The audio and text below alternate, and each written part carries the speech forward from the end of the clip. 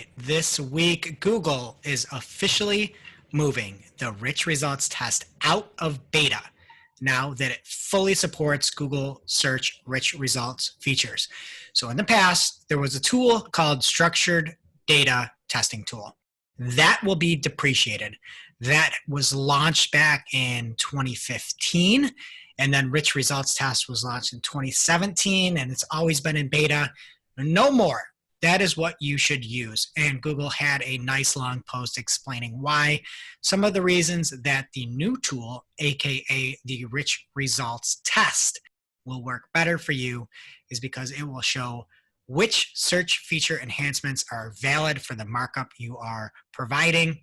It can handle dynamically loaded structured data markup more effectively. It renders in mobile and desktop versions of those results, and it's fully aligned with Search Console reports. So I loved it. I was looking at just the example that they gave, and I thought it was really funny what they used in this. They had the rich results test, and it was showing for party coffee cake.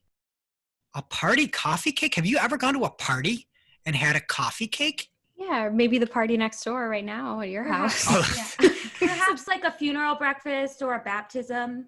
I guess, but then I was looking at it more, and a cake is usually pretty big. There's 10 servings in this hypothetical party cake, and each serving is only 270 calories.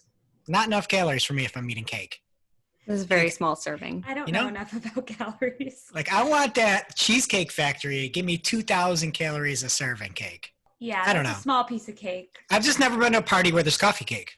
And I like coffee cake. I would appreciate coffee cake at parties. Noted. Next birthday. They have a big office coffee cake. Can feed 10 people. Throw a little extra sugar in there, though, for me, though. How about that?